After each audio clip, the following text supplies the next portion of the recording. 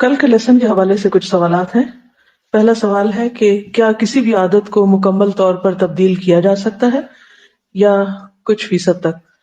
بعض اوقات معلوم ہوتا ہے کہ یہ عادت ٹھیک نہیں، اس کے نقصان کا بھی علم ہوتا ہے، چھوڑنے کے فوائد بھی پتہ ہوتے ہیں، مگر پوری کوشش کے باوجود اس سے چھٹکارا نہیں ہو رہا ہوتا۔ دعا بھی مانگ رہے ہوتے ہیں، عادت سے دل بھی تنگ ہوتا ہے، ایک حد تک اس کو چھوڑا بھی جاتا ہے مگر مکمل چھٹکارا نہیں ملتا، پھر اس کا ارتکاب ہو جاتا ہے۔ ایسی عادات کو چھوڑنے کے لیے مزید رہنمائی کریں۔ یہ بات درست ہے کہ بعض اوقات ہم ایک راستے پہ چلتے ہیں، کچھ دیر چلتے رہتے ہیں لیکن پھر گر جاتے ہیں، پھر دوبارہ اٹھتے ہیں، پھر دوبارہ چلنے لگتے ہیں، پھر گر جاتے ہیں، پھر اسی طرح ہو جاتا ہے۔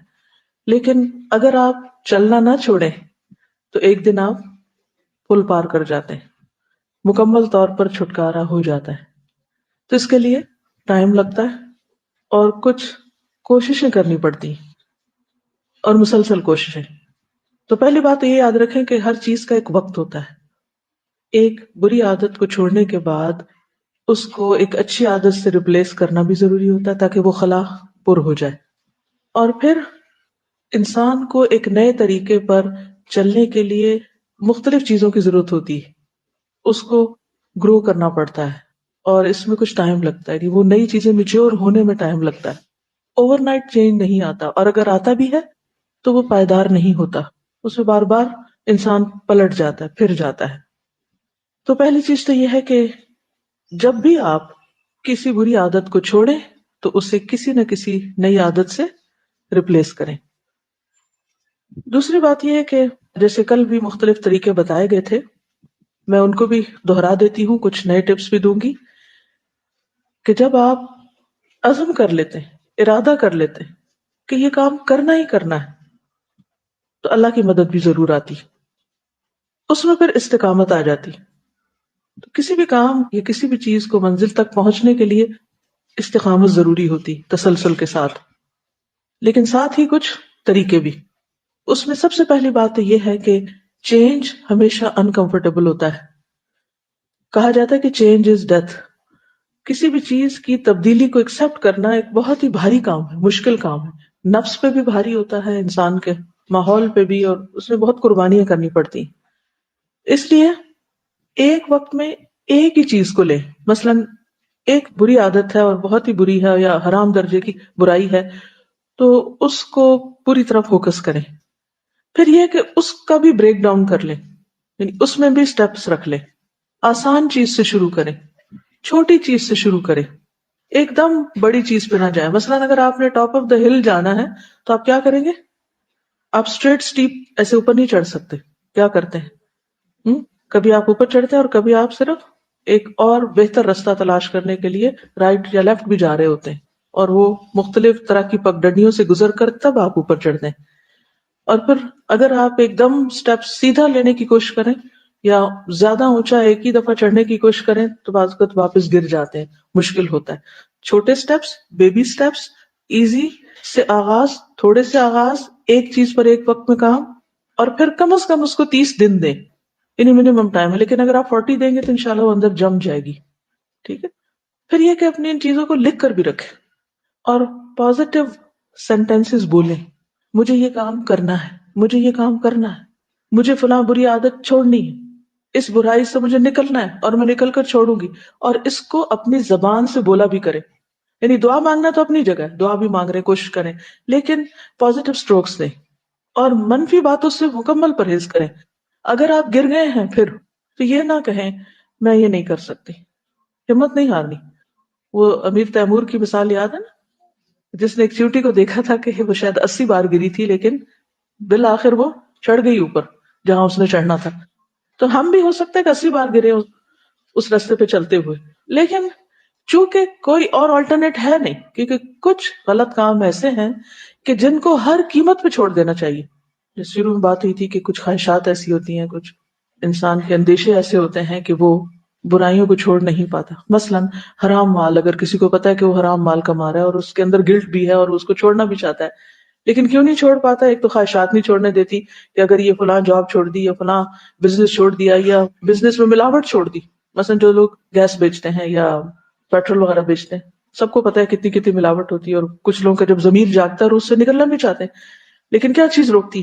ایک طرف خواہشات کی آمدنی کم ہو جائے گی تو فلاں فلاں چیزیں پھر زندگی سے نکالنی پڑیں گی، اور دوسری طرف اندیشے کہ پھر ہمارا بنے گا کیا، اور ہم کہیں لاس میں نہ چلے جائیں، پیچھے نہ رہ جائیں، سبھی تو یہی کر رہے ہیں، تو کوشش کے باوجود بھی اس سے باہر نہیں آ پاتے۔ لیکن اگر وہ پکا ارادہ کر لیں اور کرنا چاہیں تو ایک نئی مثال بھی قائم کر سکتے ہیں، جو کہ اگرچہ مشکل ہے، ناممکن نہیں۔ تو کرنے کے کاموں کو ہمیشہ لکھیں کہ یہ مجھے کرنا ہے، اور ان کو دہرائیں، اور اس کا پلان آف ایکشن بھی تیار کریں۔ مثلا اگر کسی نے حرام کاروبار سے نکلنا ہے تو اس میں وہ طے کر لے کہ میں اتنے سے میں یہ کر لوں گا، پھر یہ فلاں فلاں قرضہ ادا کرنا ہے، یہ اس سے نکل آؤں، تو اپنے لیے ایک ڈیڈ لائن رکھ لے کہ اس وقت تک مجھے اس سے پوری طرح باہر آنا ہے۔ اگر وہ یہ کہے گا کہ میں ایک ہی دن میں پیٹرول پمپ بند کر کے چابیاں لے کے گھر بیٹھ جاؤں کہ یہ حرام کام ہے، تو یہ نہیں کر پائے گا، ہو نہیں سکتا، پاسبل نہیں۔ ہم؟ آپ کو معلوم ہے نا کہ شراب کے حرام ہونے میں ٹائم لگا تھا، سود بالکل آخر میں جا کے مکمل طور پر ختم کیا گیا تھا۔ تو کچھ کام ہوتے ہیں وہ جلدی ہو جاتے ہیں، لیکن کچھ بیماریاں ایسی ہوتی ہیں جن کی جڑیں دور دور تک پھیلی ہوتی ہیں، ان سے نکلنا بہت مشکل کام ہوتا ہے۔ پھر یہ ہے کہ یہ بھی دیکھیں کہ کیا رکاوٹیں آ رہی ہیں کسی بھی عادت میں، ٹھیک ہے، بری عادت کے چھوڑنے میں رکاوٹیں کیا آ رہی ہیں، یا اچھی عادت کے اپنانے میں کیا رکاوٹیں آ رہی ہیں، ان رکاوٹوں کا اچھی طرح جائزہ لیں اور ان کو ختم کرنے کی کوشش کریں۔ پھر یہ کہ وقتاً فوقتاً کچھ ٹیمپٹیشنز آ جاتی ہیں بیچ میں، وہ بھی انسان کو پھر پھسلا دیتی ہیں، ان کو بھی نوٹ کر کے رکھیں۔ مثلا آپ نے عہد کیا کہ میں نے کسی کے ساتھ بدتمیزی سے بات نہیں کرنی، مثلا آپ کے گھر میں ہی جیسے ہسبینڈ وائف کا ریلیشن ہے، بچوں کے اوپر چیختے چلاتے ہیں آپ، یا کوئی بھی چیز، اور آپ دیکھتے ہیں کہ یہ ان کے اوپر یا گھر کے پورے ماحول کے اوپر اثر انداز ہو رہا ہے، اور آپ اپنے ساتھ پرومس بھی کرتے ہیں اور اپنے آپ کو سمجھاتے بھی ہیں اور بہت کچھ کرتے ہیں، لیکن اچانک پھر آپ کو کروٹتے ہیں، تو اب آپ ضرور جائزہ لیں، انالائز کریں کہ کیا ہوا تھا، کیا میں بھول گئی تھی، وہ پھسلن کون سی تھی، کس وجہ سے ایسا ہوا، اپنے اندر کی رکاوٹ کیا تھی، باہر کی رکاوٹ کیا تھی، اندر کی ٹیمپٹیشن کیا تھی، باہر کی ٹیمپٹیشن کیا تھی۔ تو جب بھی آپ ناکام ہو تو ناکامی کی وجوہات جانیں، اسباب جانیں۔ پھر اس کے بعد یہ ہے کہ کچھ فائر والز لگائیں۔ فائر والز کیا ہوتی ہیں؟ کمپیوٹر پہ وائرسز کو کنٹرول کرتی ہیں نا، کچھ چیزوں کو ڈاؤن لوڈ نہیں ہونے دیتی، ٹھیک؟ تو وہ کون سی چیزیں ہیں، وہ کون سے رکھنے ہیں، وہ کون سی جگہ کھلی ہیں کہ جہاں سے ایسی چیزیں اندر آ جاتی ہیں، چاہے وہ دل کے اندر ہیں یا باہر ماحول میں ہیں، کہ جو آپ کو پھر اس رستے پہ لے جاتے ہیں۔ رستے بند کریں، وہ سد ذرائع جس کو کہتے ہیں۔ مثلاً ان میں کون کون ہو سکتے ہیں؟ خود آپ کے دوست ہو سکتے ہیں کہ جو آپ سے مخصوص قسم کی ہی گفتگو کرتے ہیں، باتیں کرتے ہیں، اور پھر آپ ریئیکشن میں وہ کہہ جاتے ہیں وہی۔ بعض اوقات ایسا ہوتا ہے نا کہ کسی خاص شخص سے آپ بات کریں، اس کو غلط بیانی کی عادت ہے، یا اس کو غیبت کی عادت ہے، یا اس کو ٹانٹ کرنے کی عادت ہے، تو انکانشیسلی آپ بھی ٹانٹنگ وے میں بولنا شروع کر دیتے ہیں، یا آپ بھی اس کی ہاں میں ہاں ملانے لگتے ہیں، یا وہی کام کرنے لگتے ہیں۔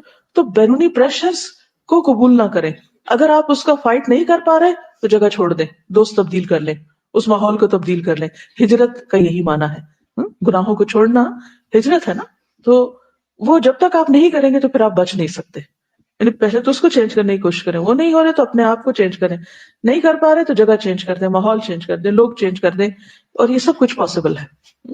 جیسے آپ دیکھتے ہیں کہ مثلاً آپ جو گھر میں محفل جمتی ہے، سارے بیٹھتے ہیں، رشتے دار آ جاتے ہیں، تو پھر لوگوں کے اوپر ہنسی مذاق شروع ہو جاتا ہے، اور کچھ لوگ ایسے اس میں ہوتے ہیں کہ جن کی عادت یہی ہوتی ہے کہ پورے خاندان پہ تبصرہ کرتے ہیں کچھ۔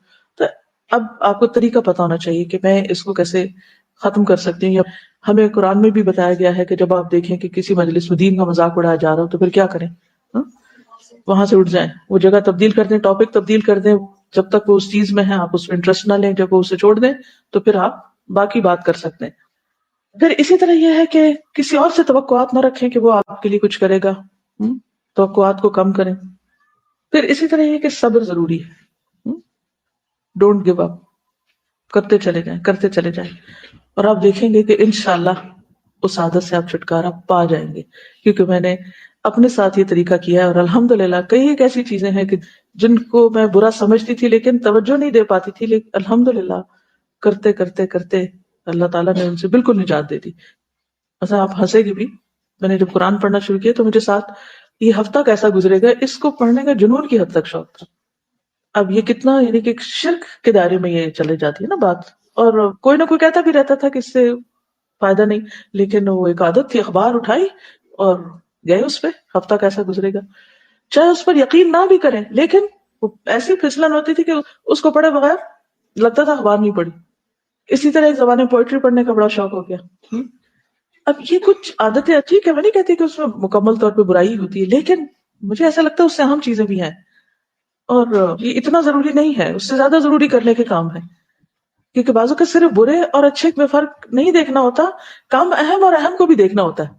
ہو سکتا ہے آپ کسی چیز کو کہیں تو جائز ہے، یہ تو حلال ہے، اس میں کیا برائی ہے، یہ تو فن ہے، یہ تو ایسا ہے، یہ ویسا ہے، اور اس کی بھی ضرورت ہے زندگی میں، سب باتیں ٹھیک ہے، لیکن جو انسان کے مقاصد اور اعلیٰ ہوتے چلے جاتے ہیں تو اس کی پرائرٹیز بھی چینج ہوتی ہیں، تو اس کو پھر اعلیٰ مقاصد کے لیے زیادہ کوشش اور زیادہ قربانیوں کی ضرورت ہوتی، تو وہ ہو جاتے ہیں۔ سب کچھ ممکن ہے، یعنی اپنے تجربے میں نے یہ دیکھا کہ سب کچھ ممکن ہے اگر ہماری نیت واقعی سچی ہو جائے، عزم اور ارادہ ہو جائے، ہم یکسو ہو جائیں، جیسے ابراہیم علیہ السلام کی بار بار جو صفت قرآن مجید میں آتی ہے، حنیف مسلمہ، یکسوئی کی بھی ضرورت ہوتی ہے، فوکس کی ضرورت ہوتی ہے، کیونکہ بعض اوقات ڈسٹریکشنز بہت ہوتی ہیں جن کی وجہ سے ہم جو کرنے کا کام ہے وہ نہیں کر پاتے، اپنا وقت غیر ضروری چیزوں میں ضائع کر بیٹھتے ہیں، تو ان کی بھی لسٹ بنا رہے ہیں ڈسٹریکشنز کی، کہ کیا کیا چیزیں آپ کو ڈسٹریکٹ کرتی ہیں، کیا چیزیں آپ کو اصل سے ہٹا دیتی ہیں، کیا چیزیں آپ کا مقصد بھلا دیتی ہیں۔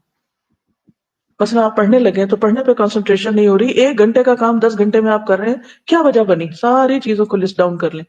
بعض اوقات ٹیلی فون ہمارا، میسیجز آ رہے ہیں جا رہے ہیں، بعض اوقات میلز، بعض انٹرنیٹ، بعض اوقات براؤزنگ کی عادت ہوتی ہے، ایسے بس کبھی سائٹ پہ چلے گئے، وہاں سے کہیں اور کلک کر دیا، وہاں سے کہیں اور، اینڈ آف دا ڈے آپ دیکھیں کیا پایا میں نے، آج کیا کیا؟ کچھ بھی نہیں کیا ہوتا، کچھ سالڈ چیز نہیں ہوتی، جو فرض درجے کا کرنے کا کام تھا وہ تو وہیں رستے میں پڑا، اور ہم اس خوش فہمی میں کہ ہم نے زیادہ نالج حاصل کر لی ہے ادھر ادھر گھوم پھر کے، تو اس سے بھی بچنے کی ضرورت ہے۔ پھر اسی طرح یہ ہے کہ جو کام آپ کریں اس کی اہمیت اچھی طرح واضح ہونی چاہیے کہ جو میں نے اچیو کرنا ہے وہ کتنا امپورٹنٹ ہے، اور اگر ہم کل والی حدیث یاد رکھیں کہ جو شخص جنت کے اعلیٰ ترین درجوں میں گھر چاہتا ہے اس کو اپنا اخلاق یعنی اپنی عادات اور اپنے طور طریقے جو ہیں وہ بہتر بنانے ہوں گے، اور وہ ایک مستقل ٹھکانا ہے، مستقل ریوارڈ ہے۔ تو جب وہ سچی طلب اس کی پیدا ہو جاتی ہے تو اس کے لیے ہر چیز چھوڑنی آسان ہو جاتی ہے، ٹھیک ہے۔ لیکن یہ چند ایک چھوٹی چھوٹی چیزیں تھی کہ جو آپ کو فائدہ دے سکتی، یعنی ایک محاسبہ اور ایک مجاہدہ، 2 لفظ کی ورڈز آپ نوٹ کر لیں اپنے پاس، محاسبہ اور مجاہدہ، اس کے اندر باقی ساری چیزیں آپ لکھ سکتے ہیں، انالیسس کریں، اپنا احتساب کریں، وجوہات جانیں، ڈسٹریکشنز کو جانیں اور رکاوٹوں کو جانیں، اور ان سب کو دور کر کے پھر پہاڑ پہ چڑھنے کے لیے سخت محنت، مشقت، مجاہدہ جاری رکھیں، کیونکہ تسلسل کے ساتھ جب کوئی شخص محنت کرتا ہے تو آپ دیکھیں کہ ایک قطرہ پانی پتھر پہ بھی گرتا ہے تو اس میں بھی سوراخ ہو جاتا ہے، تو اس لیے مشکل کچھ بھی نہیں، امپاسبل کچھ بھی نہیں، سب ہو سکتا ہے۔ پھر ایک اور سوال یہ کہ ایک ہی گھر میں پیدا ہونے والے بچے جو ایک ہی ماحول میں رہتے ہیں، کیا ان کی فطری عادات کو تبدیل کیا جا سکتا ہے؟ مثلا پیدائش سے ہی مختلف عادات اور مزاج کے مالک ہوتے ہیں، ٹرو، ان کو کیسے تبدیل کر سکتے ہیں؟ مثلا ایک شخص فطرتاً غصیلے مزاج کا جبکہ دوسرا خوشگوار کا، ایک فطرتاً کنجوس دوسرا فراخ دل، ایک فطرتاً ملنے ملانے والا سوشل اور دوسرا کسی سے ملنا نہیں چاہتا، یہ بالکل نیچرل ہے، اور ایک ہی گھر میں یہ سارے رنگ نظر آتے ہیں بعض اوقات۔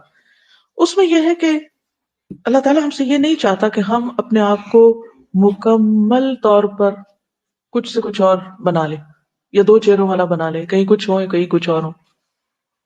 دیکھنا یہ ہے مثلاً اگر آپ اپنی کسی بھی عادت کو 10 نمبر دیں، یعنی کہ کوئی بھی ایک عادت ہے مثلا غصہ، تو آپ 1 2 3 4 5 6 7 8 9 10 تو اپنے آپ کو دیکھیں کہ آپ کو کتنے پوائنٹ غصہ آتا ہے، 5 تک آتا ہے، 6 آتا ہے، 9 آتا ہے، 10 تک آتا ہے، یعنی آپ اپنے آپ کو کہاں کھڑا محسوس کر سکتے۔ دوسری بات یہ ہے کہ اس میں سے کس چیز کی کہاں تک اجازت ہے اور کون سی چیز ڈینجر زون میں داخل ہو رہی ہے۔ اگر وہ چیز ایسی ہے آپ کے مزاج کا حصہ، جیسے حضرت عمر کے مزاج کا ایک حصہ تھا، وہ حضرت ابوبکر سے بہت مختلف تھے اور دونوں ہی اللہ کے رسول صلی اللہ علیہ وسلم کے بہترین دوست تھے، اس مزاج کو تو تبدیل نہیں کیا لیکن اس کو چینلائز کیا گیا۔ کچھ چیزیں طبیعت یا مزاج کا حصہ ہوتی ہیں، سب لوگ ایک جیسے نہیں ہوتے، اگر وہ مزاج کا حصہ ہے اور جائز کی حد میں ہے تو اس کو ہم غلط نہیں کہیں گے، برا نہیں کہیں گے، لیکن وہ اگر جائز سے ناجائز میں چلے جاتے ہیں یا وہ اپنی لمٹ پار کرنے لگتے ہیں، وہ گرین سے نکل کر یلو اور یلو سے ریڈ میں داخل ہو رہے ہیں، تو پھر ہمیں وہاں پر کوشش کرنی ہوگی، ٹھیک ہے۔ غصہ ہے، اگر غصہ حق کے لیے استعمال ہو تو بہت اچھا ہے، وہی لیول اگر باطل کے لیے استعمال ہو رہا ہے تو بہت برا ہے۔ تو اس چیز کو بھی ہمیں مد نظر رکھنا ہوگا کہ وہ چیز انسان کے فرائض کی ادائیگی میں، انسان کے ریلیشن شپس میں، اللہ سے تعلق میں، سیلف گروتھ میں، یہ 3 خاص چیزیں جن پہ آپ نے ورک کرنا نا، ایک اپنی سیلف ڈیولپمنٹ، ایک ریلیشن شپ جو انسانوں کے ساتھ ہے، اور ایک اللہ کے ساتھ تعلق، ٹھیک، ایک اپنی ذات، ایک سارے انسان یا ماحول یا جو کچھ ہمارے علاوہ آس پاس ہے، اور ایک ہمارے ابب یعنی اللہ سبحانہ تعالیٰ کے ساتھ ہمارا ریلیشن شپ.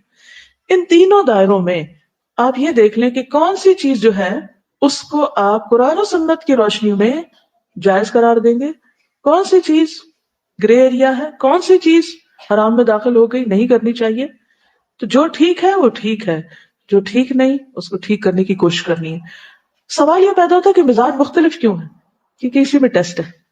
اگر ساری چیزیں ہمیں بائی نیچر ہی اچھی مل جاتی، اچھا اخلاق، اسمائلنگ فیس، ہر ایک سے سوشلائز کرنا، خشوع حضور سے نماز کی عادت، فوکس خوب کرنے کی بائی نیچر ہی عادت، باقی بھی یعنی کہ اپنے لیے بھی اسٹرگل کرنے کی عادت، تو پھر ہمارا امتحان کس میں؟ یہ دراصل ہماری شخصیت کے جو منفی پہلو ہوتے ہیں یہ ہمارے لیے ایک ٹیسٹ کا درجہ رکھتے ہیں.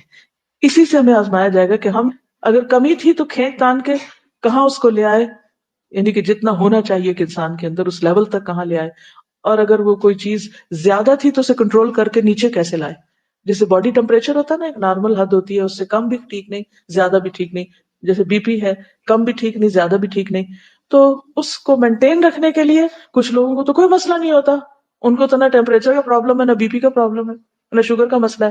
لیکن کچھ لوگوں کے لیے یہ ایک ٹیسٹ ہے، وہ اگر ذرا سا بھی کچھ ادھر ادھر کھا لیں گے، کچھ بھی کر لیں گے تو وہ اوپر نیچے ہو جائے گا.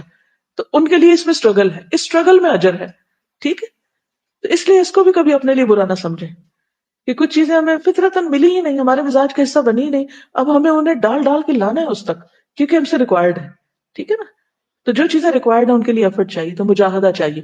تو محاسبہ اور مجاہدہ دونوں چیزیں کرتے جائیں تو انشاءاللہ آپ دیکھیں گے کہ اپنے اندر بہت سی اچھی خوبیاں آپ لے آئیں گے. اور ان سب کے اوپر جو اہم ترین چیز ہے وہ ہے اللہ کا تقویٰ. اللہ کا ڈر ہر نیکی کی بنیاد ہے. ٹھیک ہے نا؟ اور جب تک اللہ کے لیے کوئی کام نہ ہو اور اللہ تعالیٰ کے ڈر سے اور اللہ کی نگرانی کی فکر سے نہ ہو تو بھی استقامت نہیں آتی، تو بھی چیزیں ادھوری رہ جاتی. دنیا میں کوئی چیز ایسی نہیں جو ہمیں اتنا موٹیویٹ کر سکتی ہو کہ ہم اس کے لیے اتنی بڑی قربانی کریں. لیکن اللہ کی ذات ایسی کہ جس کے لیے انسان اپنی جان بھی دے کر کیا چاہتا ہے کہ بار بار دے. جو ایک بار بھی دینی مشکل ہے وہ بار بار دینے کا شوق رکھتا ہے. چلیے آگے بڑھتے ہیں کیونکہ ٹاپک ایسا ہے کہ جس سے بہت کچھ کرنے والا ہے، لیکن میں انشاءاللہ ساتھ ساتھ آپ کو چھوٹی موٹی ٹپس دیتی رہوں گی تاکہ کچھ چیزیں آپ کی زندگی کا لازمی حصہ بن جائیں جس سے آپ کو آخرت میں بڑے بڑے فوائد حاصل ہو سکتے ہیں اور ساتھ دنیا کی زندگی بھی انشاءاللہ پرسکون ہو سکتی ہے. نفس مطمئنہ یعنی دنیا میں ہمارا ٹارگٹ کیا ہے؟ اچھے اخلاق اور اچھی عادات کے اختیار کرنے کا، تاکہ ہم نفس مطمئنہ حاصل کر سکیں. ایک اور چیز یہ بھی یاد رکھیے کہ عادت بنانی اس لیے بھی ضروری ہے کہ انسان کے لیے وہ عمل آسان ہو جاتا ہے. ٹھیک ہے نا؟ لائٹ ویٹ ہو جاتا ہے. عمل صالح تو کرنا ہی کرنا ہے، لیکن عمل صالح کو بوجھ سمجھ کے نہیں کرنا. وہ کیا بن جائے؟ عادت اس طرح کی بن جائے کہ جس سے وہ چیز کرنی مشکل نہ رہے. جیسے نماز کی عادت ڈال لینا کیا کرتا ہے؟ نماز پڑھنے کو آسان بنا دیتا ہے. روزے کی عادت ڈال لینا روزے کو آسان کر دیتا ہے. اس طرح وہ عمل بوجھ نہیں رہتا. وَإِنَّهَا لَكَبِيرَةٌ It's a really big thing. لَكَبِيرَةٌ إِلَّا عَلَى الْخَاشِعِينَ. تو خاشعین کون ہے؟ اپنے آپ کو کوٹ کوٹ کے روند روند کے روندا ہوا ہے، اپنے اوپر خوب خوب مجاہدے کیے ہوئے. جی السلام علیکم استاذہ. پچھلے دنوں ہم نے ایک ورک شاپ کی تھی جس میں ہمیں اسپیکر نے بتایا تھا کہ ایک امپورٹنٹ لائک گریڈ ہوتی ہے. تو اس میں یہ چیز ہوتی ہے کہ ہمارے زندگی میں بہت سی چیزیں امپورٹنٹ ہوتی ہیں، but sometimes we like them and sometimes we don't like them. اور سکسیسفل پرسن وہ ہوتا ہے جس کے لیے جو چیز امپورٹنٹ ہے وہ اس کو لائک بھی کرے. ہی از دا سکسیسفل مین.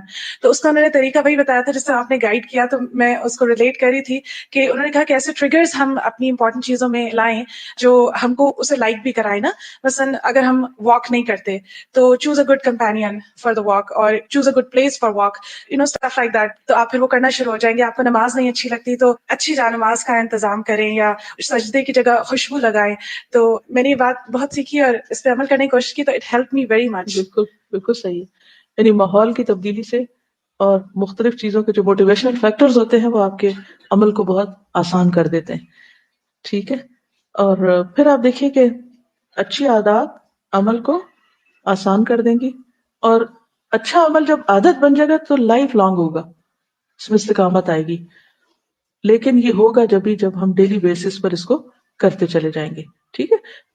یہ کسی نے لکھا ہے، میری جو ایک بہت بری عادت تھی وہ چلتے ہوئے کچھ نہ کچھ کھانے کی. ان کو پتا ہے کہ یہ اچھی عادت نہیں. کل میں نے چلتے ہوئے اللہ کے خوف سے اس عادت کو چھوڑ دیا، میرا دل بہت مطمئن ہو گیا۔ پھر میں سوچ رہی تھی کہ میں بہت زیادہ کھاتی ہوں، میرے اندر صبر کیسے آئے گا؟ میرے ہاتھ میں بسکٹ ہے، بھوک بھی لگی ہوئی ہے، مگر اللہ تعالیٰ نے صبر اتنا دیا کہ میں نے اپنی بھوک پر بھی کنٹرول کر لیا۔ ہم؟ تو وہی بات ہوئی کہ اگر کوئی ٹریگر ایسا ہے، ایک بڑا ریوارڈ آگے نظر آ رہا ہے، تو پھر انسان کو چھوٹی چھوٹی چیزوں کو چھوڑ دینے میں کوئی مشکل نہیں ہوتی۔ جیسے ایک صحابی نے جب انہیں بتایا گیا کہ شہید ہوں گے تو جنت میں جائیں گے، تو انہوں نے کیا کیا؟ جو مٹھی میں کھجوریں پکڑی ہوئی تھی وہ پھینک دی، کھجوریں جو کھا رہے تھے وہ پھینک دی۔ انہوں نے کہا کہ اس میں بھی دیر لگ جائے گی۔ تو کون سی چیز آپ کے ہاتھ کی کھجوریں چھڑوا سکتی؟ کوئی بڑا ریوارڈ؟ تو جب وہ سامنے ہوگا، اور بڑے ریوارڈ میں کیا ہے کہ اللہ راضی ہو جائے گا، تو اس خوشی کو محسوس کرتے ہی آپ کے لیے ہر چیز آسان ہو جائے گی۔ کیونکہ نماز کے لیے آسانی میں بھی کیا آتا ہے کہ انہا لکبیرۃ الا علی الخاشعین الذین یظنون انہم ملاقو ربہم۔ یہ جو اللہ کی ملاقات کا یقین ہے، ہمارے اندر وہ یقین نہیں ہے۔ بلیو می، بچپن سے ہم سوچتے ہیں بس وہ قیامت کا دن ہے، وہ ساری بھیڑ اکٹھی ہوگی اور پھر وہ حضور صلی اللہ علیہ وسلم کی شفاعت ہو جائے گی، اور پھر سارے لوگ بس پتہ نہیں کیسے جنت میں پہنچ جائیں گے کیونکہ لا الہ الا اللہ پڑھ رہے۔ اتنے عجیب و غریب قسم کے ہمارے عقائد ہیں، اور ایسی عجیب و غریب قسم کی سوچیں ہیں کہ جس میں وہ یقین کا پہلو ناپید ہے۔ تو اب نماز کس کی اچھی ہو سکتی؟ کون خشوع و خضوع میں کامیاب ہو سکتا ہے؟ جس کو یہ یقین ہوگا کہ اللہ سے ملاقات کرنی ہے، تو یہ ملاقات کی پریکٹس ہو رہی ہے، میں اس وقت بھی اللہ سے ملاقات میں ہوں، بات میں ہوں، اس کے لیے آسان ہو جائے گا۔ تو کوئی ریوارڈ سامنے ہوگا تو عمل بھی آسان ہو جائے گا۔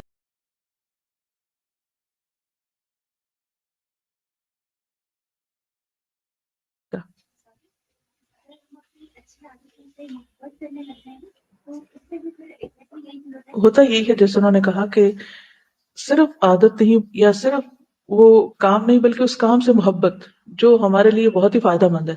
کیونکہ وہ محبت جب پیدا ہو جائے گی تو پھر کیا ہوگا؟ وہ کام آسان ہو جائے گا، مشکل سے مشکل کام آسان ہو جائے گا۔ اسی لیے اللہ سبحانہ وتعالیٰ نے ہمیں اپنی محبت دی، اپنے حبیب کی محبت دی، قرآن کی محبت دی۔ ابھی بھی آپ دیکھیں کہ جن لوگوں کو قرآن سے محبت ہوتی ہے، ان کے لیے اس کو پڑھنا کچھ مشکل نہیں، بہت آسان ہے، کیونکہ وہ محبت ان کو کھینچ لے جاتی ہے اس طرف۔ تو جو چیزیں زندگی میں اہم ہیں ان کو بوجھ سمجھ کے نہیں کرنا آپ نے، ٹھیک ہے؟ کیا سمجھ کے کرنا ہے؟ ان سے محبت کرنی ہے، وہ آپ کو پیشن بن جانی چاہیے، وہ آپ کے لیے لائٹ ویٹ ہو جانی چاہیے۔ انہا لکبیرۃ، ہے بڑے بھاری بھاری کام، الا علی الخاشعین، مطلب یہ کہ بیسک کوالٹی خشوع کی اگر آئے گی تو باقی چیزیں آسان ہو جائیں گی۔ اور وہ خشوع کی کوالٹی کب آتی ہے؟ الذین یظنون، یقین کے درجے میں، انہم ملاقو ربہم۔ تو جب تک یہ سب کچھ اللہ کے لیے نہیں ہوگا، ان صلاتی و نسکی، قربانیاں بھی ہم جب تک اللہ کے لیے نہیں کریں گے تو مشکل ہی ہوں گی، ومحیایا ومماتی للہ رب العالمین۔ تو پھر رضوان اللہ اکبر کا جو وعدہ ہے وہ انشاءاللہ آپ کے لیے بہت سی مشکل چیزوں کو آسان کر دے گا۔ اب ہم اپنے ایک دن کا جائزہ لیں گے کہ اس میں ہمیں کیا کیا کرنا ہے۔ تو اب آپ دیکھیے کہ دن کا آغاز کرنا ہے آپ نے صبح کا۔ ایک کتاب ہے چھوٹی سی، 1000 سنتیں، اگر آپ کی نظر سے گزری ہو، اردو میں بھی ہے، عربی میں ہے بیسیکلی، اگر ہو سکے تو روزانہ اس کے ایک چھوٹے سے حصے کو پڑھ کے اپنا جائزہ لینا شروع کریں۔ کیا میں یہ کرتی ہوں؟ کیا میں یہ کرتی ہوں؟ کیا میں یہ کرتی ہوں؟ کیوں؟ اس لیے کہ لقد کان لکم فی رسول اللہ اسوۃ حسنہ، ہر وہ کام جو رسول اللہ صلی اللہ علیہ وسلم کی سنت کے مطابق کیا جائے گا اچھی نیت کے ساتھ، وہ کیا بن جائے گا؟ عبادت بن جائے گا۔ قل ان کنتم تحبون اللہ فاتبعونی، ریوارڈ کیا ہے؟ یحببکم اللہ، اللہ تم سے محبت کرے گا۔ ہم سب چاہتے ہیں کہ ہم سے کوئی محبت کرے، ہم انسانوں کی محبت کے پیچھے مارے مارے پھر رہے ہوتے ہیں۔ یحببکم اللہ، اس کائنات کا رب جو ہے وہ تم سے محبت کرے گا، اور جس سے وہ محبت کرے اس کی محبت لوگوں کے دلوں میں خود ہی ڈال دی جاتی، پھر کسی کی محبت حاصل کرنا بھی مشکل کام نہیں۔ تو راستہ کہاں سے آتا؟ سنت کا۔ اس لیے ایک جرمن نے ایک کتاب لکھی تھی، اس کا انگریزی ترجمہ بھی ہوا a day with the prophet, a day with the prophet, Muhammad صلی اللہ علیہ وسلم کے ساتھ ایک دن گزاریے۔ تو اپنا دن ان کے دن کے مطابق کرنے کی کوشش کریں۔ ضروری نہیں کہ ہر کام، لیکن جو ایک اوور آل اسکیچ ہے نا دن کا، 3 میں نے آپ کو ٹارگٹ دیا نا، ایک اللہ سے اپنے تعلق کو امپروو کرنا ہے ہم نے، ایک لوگوں کے ساتھ ریلیشن شپ کو اچھا کرنا ہے، اور ایک اپنی سیلف گروتھ کے اوپر توجہ دینی ہے۔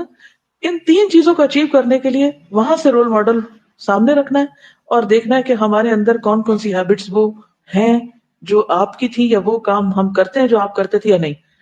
تو اس پر آپ نے ورک کرنا ہے. یہ میں نے اوور آل آپ کو ایک ٹارگٹ دے دیا رائٹ. لیکن چند چیدہ چیدہ چیزوں کا میں ذکر بھی کروں گی. مثلا کامیاب زندگی کامیاب دنوں سے بنتی ہے، بہترین استعمال کیے ہوئے گھنٹوں اور منٹس اور لمحوں سے بنتی. اٹ آل ڈیپینڈس کہ how do you spend your time, your day, your hours, your minutes and seconds. کیونکہ شروع میں نے بات کی تھی کہ سب سے زیادہ قیمتی چیز ہمارے پاس کیا ہے؟ زندگی. زندگی کیا ہے؟ وقت.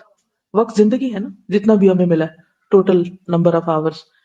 تو اس کی کامیابی کا انحصار کس چیز پر ہے کہ آپ ان آورس کو، ان منٹس کو کس طرح گزارتے ہیں. اگر ہم اس کے مختلف حصے کر لیں، اس کا بریک ڈاؤن کر لیں، تو اپنی زندگی کو ایک دن سمجھے مثلا کہ اپنا ایک دن کیسے گزارتے ہیں. کامیاب انسان وہ ہے جس کا آغاز بھی اچھا ہو اور جس کا انجام بھی اچھا ہو. تو دن کے آغاز اور انجام پر خاص طور پر نظر رکھیے، کیونکہ جب آپ صحیح ڈائریکشن پر اپنی گاڑی لے چلتے ہیں نا تو انشاءاللہ صحیح منزل تک بھی پہنچ جائیں گے. لیکن اگر آپ نے ٹیک آف ہی غلط کیا ہے تو پھر آپ اپنے اصل منزل یا مقصود یا مطلوب جگہ تک نہیں پہنچ سکتے. ٹھیک ہے. تو کسی نے کہا تھا کہ اگر آپ کے صبح کے معمولات ٹھیک ہو گئے تو آپ کی ساری زندگی ٹھیک ہو جائے گی. اگر آپ نے اپنے دن کا آغاز بہترین کر لیا تو آپ کی پوری زندگی بہترین ہو جائے گی. یعنی life starts with the first part of the day.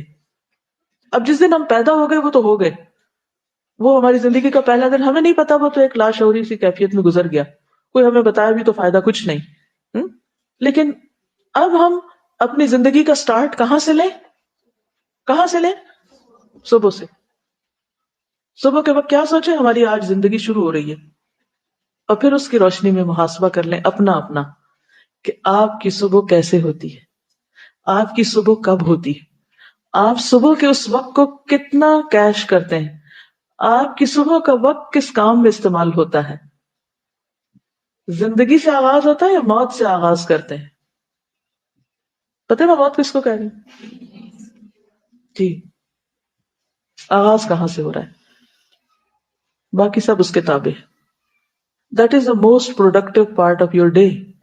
اس کے بارے میں نبی صلی اللہ علیہ وسلم نے کیا فرمایا تھا؟ دعا دی تھی کیا؟ اللہم بارک لامتی فی بکورہا، اے اللہ میری امت کی صبح میں برکت ڈال دے. ٹھیک. خوش قسمت ہیں وہ جن کی صبح کا آغاز تہجد سے ہوتا ہے. لیکن اگر آپ اس ہائیسٹ لیول پر نہیں بھی تو فرض کے درجے میں تو ہونا ہی ہونا ہے. اور وہ فرض کا درجہ کیا ہے؟ فجر کی نماز. اب اگر عادت نہیں فجر کی نماز کی یا تہجد کی تو کون سی ڈرل کریں گے، کون سی ایکسرسائز کریں گے؟ فائدے اور نقصان والی. رائٹ. کیا فائدے ہیں اور کیا نقصان ہے، کیا حاصل کرتے ہیں کیا لوز کرتے ہیں، دونوں کا کمپیریزن کرے، اپنے لیے خود لکھے کہ اگر میں 4 بجے اٹھوں تو کیا فائدے ہیں، اور اگر میں 8 بجے اٹھتی ہوں تو کیا نقصان ہے. ٹھیک. یا کیا فائدے ہیں؟ فائدہ تو اس میں ایک ہی ہے، بس مزے کر رہے ہیں، سو رہے ہیں، آرام کر رہے ہیں، اس کے علاوہ اور کیا فائدہ ہے. ٹھیک ہے. تو خواہشات سے باہر نکل کر دیکھنا یہ ہے کہ زیادہ فائدے کی چیز کون سی ہے. اس میں جسمانی فائدے بھی ہیں، روحانی فائدے بھی ہیں، جذباتی طور پر بھی اس کی بہت اہمیت ہے. اس کے بعد کیا ہونا چاہیے؟ نماز کے فوراً بعد ادبار السجود کیا ہونا چاہیے؟ سجدوں کے بعد بھی دعائیں، اذکار صبح شام کے جو ہم پڑھتے ہیں. پھر کیا ہونا چاہیے؟ تلاوت قرآن. تلاوت قرآن آپ واک کرتے ہوئے بھی کر سکتے ہیں اور بیٹھ کے بھی کر سکتے ہیں. پھر کیا ہونا چاہیے؟ ایکسرسائز. ایکسرسائز میں موسم کے حساب سے آپ باہر اور اندر دونوں میں سے کسی چیز کا انتخاب کر سکتے ہیں. اگر باہر نہیں نکل سکتے، یہ گھر ایسی جگہ ہے کہ باہر ہے ہی کچھ نہیں، ہے ہی اندر، تو پھر آپ کیا انڈور ایکسرسائز کے طریقے جانیے. کوئی بھی چیز مشکل نہیں، امپاسبل نہیں. آپ کو پراپر طریقے سے اسٹریچز کرنا آنے چاہیے، فلور کی ایکسرسائز آنی چاہیے. کہ اگر آپ کہتے ہیں میرے پاس کچھ بھی نہیں، کوئی کمرہ خالی نہیں، کچھ نہیں، لیکن جس جائے نماز پہ آپ نے نماز پڑھی ہے اتنی جگہ تو مل جائے گی نا آپ کو. تو اتنی جگہ میں کیا ایکسرسائز ہو سکتی ہیں وہ کرنا جان لیں. پھر 2 چیزوں کو کمبائن بھی کر سکتے ہیں. مثلا اسٹریچز اور صبح شام کی دعائیں، یہ آپ دونوں ایک وقت میں کر سکتے ہیں اگر وقت کم ہے. ٹھیک ہے. اگر ایکسرسائز کا اس وقت نہیں ٹائم کہ آپ کو بچوں کو اسکول بھیجنا ہے یا کچھ اور کام کرنے، تو پھر فوری طور پر آپ ساتھ کیا کر سکتے ہیں؟ آپ کچن میں کام کرتے ہوئے بھی صبح شام کے اذکار کر سکتے ہیں، لیکن آپ نے ان کو چھوڑنا نہیں. اگر آپ تلاوت نہیں کر پا رہے کسی وجہ سے، مثلا بچے کی پیدائش کے بعد، پیریڈز کے دنوں میں، مثلا آپ بیمار ہو گئے ہیں، آپ قرآن مجید کھول کے لاؤڈلی نہیں پڑھ پا رہے، تو کیا پڑھیں نا، چھٹی. آلٹرنیٹ کیا ہے؟ Cassette player, CDs, mobile, I V R, کہیں سے بھی آپ، اب تو ہر جگہ اویلیبل ہے، یہ کوئی عذر نہیں ہو سکتا. جہاں سے آپ کی تلاوت کی ریڈنگ چھٹی، آپ بک مارک لگا دیں، وہیں سے آپ لسننگ شروع کر دیں، اور لسننگ کرتے وقت اپنے اندر ہی اندر اس کو دہراتے رہیں. اور ایک چیز جو مجھے بہت فائدہ دیتی ہے لسننگ میں، وہ ہے، یہ بالکل سچ کہا جا رہا ہے. میں اپنے آپ کو ہر تھوڑی دیر کے بعد کہتی ہوں یہ بالکل سچی بات ہے، یہ بالکل سچ ہے، یہ بات ایسے ہی ہے، یہ ایسے ہی ہے، یہ ایسا ہونا ہے، یہ ایسے ہوا تھا، یعنی اکارڈنگلی اس کو میں جواب دیتی ہوں تاکہ ایکٹیو لسننگ ہو. ورنہ کیا ہوتا ہے، وہ کہیں بےچارا کیسٹ پلیئر چل رہا ہے اور ہم ادھر باتیں کر رہے ہیں، کبھی کچھ کر رہے ہیں، کبھی کچھ کر رہے ہیں، دھیان ہی نہیں. تو اس میں توجہ کے لیے باتیں کریں اس سے، اس کے ساتھ انٹریکٹ کریں. یہ آلٹرنیٹ دے رہی ہوں، مین کورس نہیں ہے. ٹھیک ہے کہ آپ اسی پہ انحصار کر لیں. رائٹ. اچھا، پھر اذکار کے کیا فائدے، صبح شام کی دعاؤں کے کیا فائدے؟ عافیت ہے، حفاظت ہے، پروٹیکشن ہے، اور ایک اطمینان ہے کہ اب ہونا کچھ نہیں، بس میں اللہ کی حفاظت میں آ چکی ہوں. رائٹ. ورزش کے کیا فائدے ہیں، کرنے کے اور نہ کرنے کے؟ ہر عادت کے ساتھ وہی ڈرل کریں گے. اب آپ ساری ایک دن میں نہیں شروع کر سکتے چیزیں، ایک دن میں ایک کر لیں، اگلے میں اگلی، اگر ہو رہا ہے تو ٹھیک، اس کو تھوڑا اور بہتر بنا لیں. نیکسٹ ڈے کرتے کرتے کرتے یہ سارے ٹارگیٹس لکھ لیں. ان میں پھر آگے اسمال بریکس آتے ہیں ان کی مزید امپروومنٹ کے لیے. ویسے تہجد ہے، نبی صلی اللہ علیہ وسلم جب تہجد کے لیے اٹھتے تھے کیا پڑھتے تھے؟ ان فی خلق السماوات. آپ کو آتی ہے کہ نہیں؟ اگر نہیں آتی تو حفظ کرنا شروع کر دیں، اپنا ٹارگیٹ لکھ لیں کن آیات کو حفظ کرنا ہے. حفظ کرنے کے باوجود بھی نہیں ہے آپ کو ترتیب یاد رہتی، کوئی پرنٹ کر کے لکھ کے لگا لیں کہ اس وقت آپ دہرا لیں. تہجد شروع کرتے ہیں تو دعا استفتاح کیا ہے؟ اللہم لک الحمد. اگر دعا یاد ہے تو ٹھیک، نہیں تو اپنا ٹارگیٹ لکھ لیں کہ مجھے یہ دعا یاد کرنی، کیونکہ نبی صلی اللہ علیہ وسلم اس سے آغاز کرتے تھے. اسی طرح وہ جو 1000 سنتوں والی میں نے بات کی ہے نا، تو اس میں ایک ایک کو چھوٹے چھوٹے پہ ٹارگیٹ، یعنی سب ڈویژن ان کی کر لیں اور ان کو اپنے ساتھ کمپیرزن کرتے رہیے، مجھ میں ہے کہ نہیں، ہے کہ نہیں. کیونکہ ان کنتم تحبون اللہ، اللہ کی محبت کا دعویٰ ہے، فاتبعونی، تو پروفٹ کا اتباع کرنا ہوگا. تب کیا ملے گا؟ یحببکم اللہ ویغفر لکم ذنوبکم، گناہوں کی معافی بھی ہو جائے گی. ٹھیک ہے. تو یہ دو چیز ہم چاہتے ہیں کہ اللہ ہم سے محبت کرے اور گناہ معاف ہو جائے. پھر اس کے بعد یہ ہے کہ آپ کو اپنی فزیکل ہیلتھ کی طرف بھی توجہ دینی. ایکسرسائز کے علاوہ ناشتہ ضروری ہے، ٹھیک، لیکن ٹائم کس کے پاس ہے بیٹھ کے ناشتہ کریں.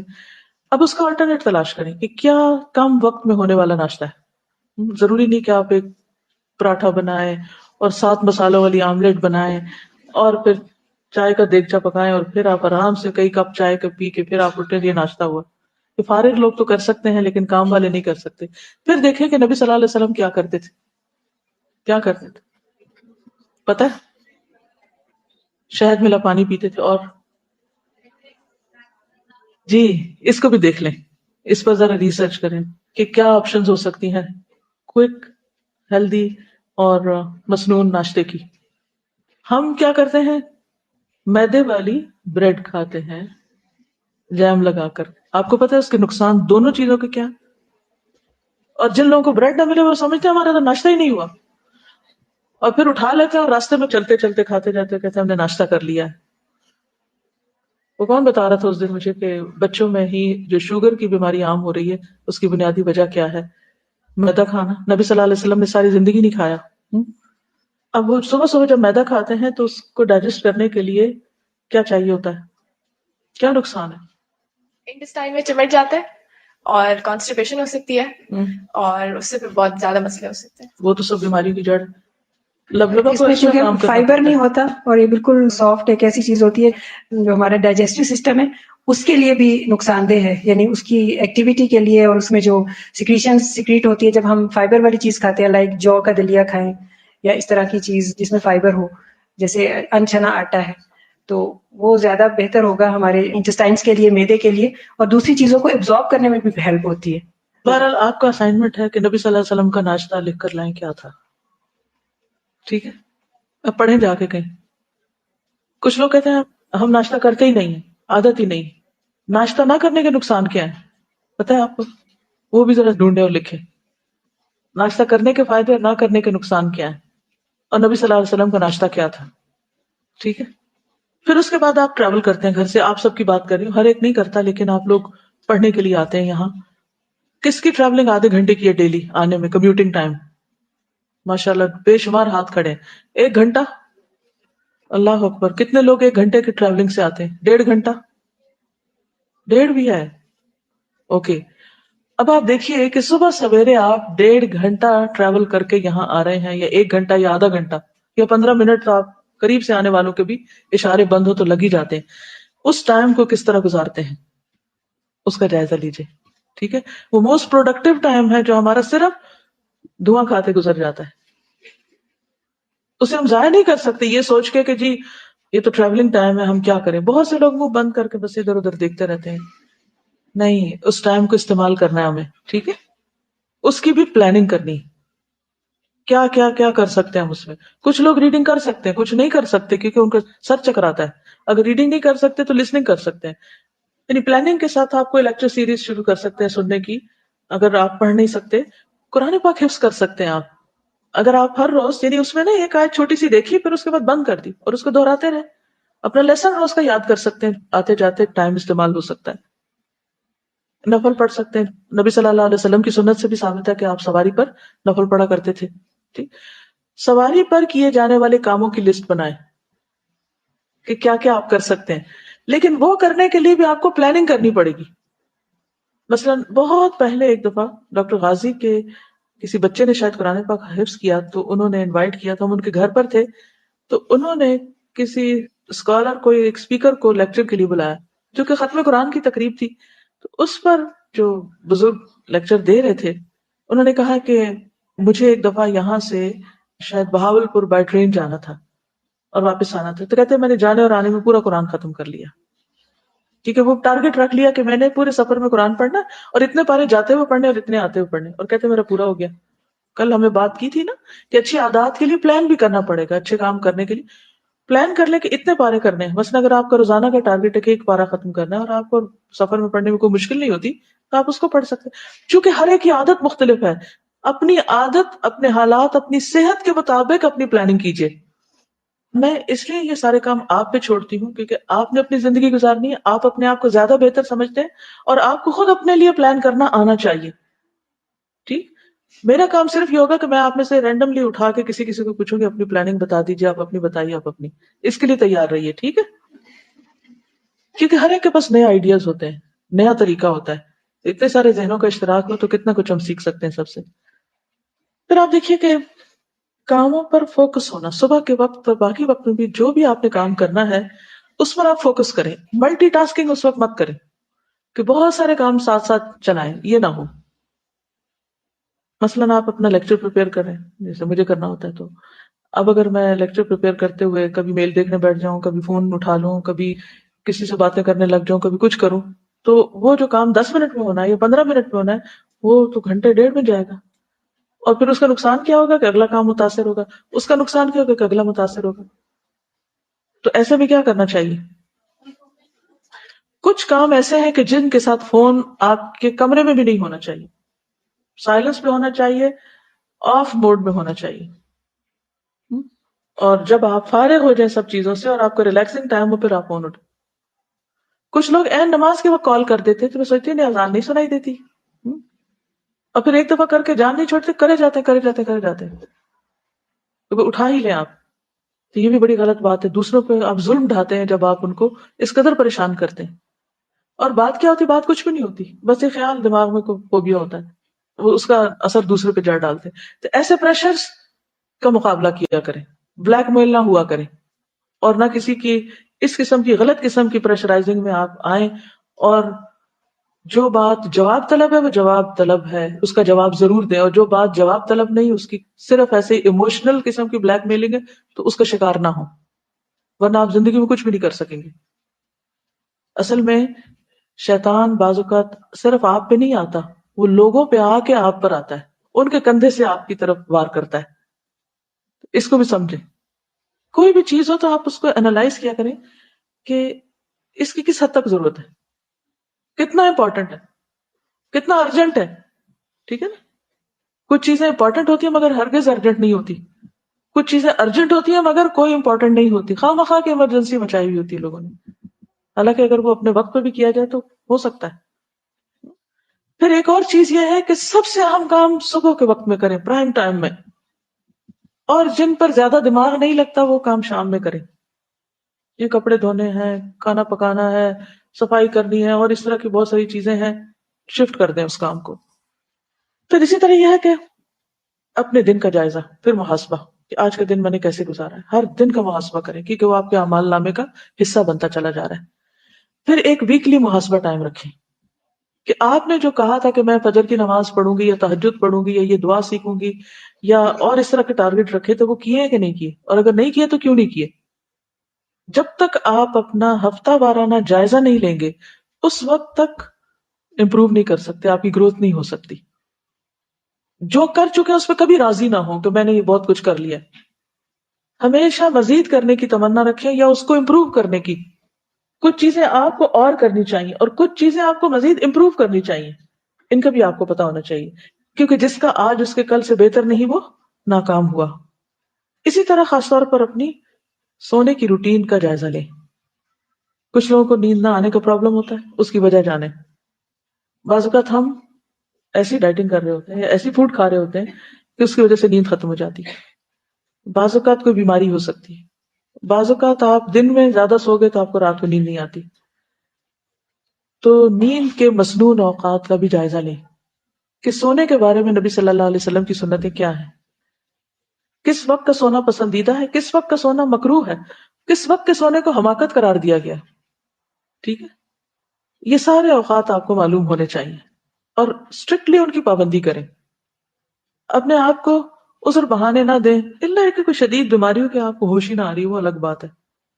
کیونکہ جب تک آپ کی نیند، سونے کی عادات درست نہیں ہوتی اس وقت تک آپ کوئی بہت پروڈکٹیو کام نہیں کر سکتے. کیونکہ جسم کو نیند کی بھی ضرورت ہے نا، جو ضرورت سے زیادہ بھی نہیں ہونی چاہیے اور ضرورت سے کم بھی نہیں ہونی چاہیے. ٹھیک ہے. اب آپ کی کتاب میں روحانی صحت لکھی ہوگی، کتاب ہے آپ کے پاس، نکالیں. روحانی صحت کا بنیادی طور پر مطلب یہ ہے کہ انسان گناہ چھوڑ دے تاکہ اس کے دل کا اطمینان خراب نہ ہو.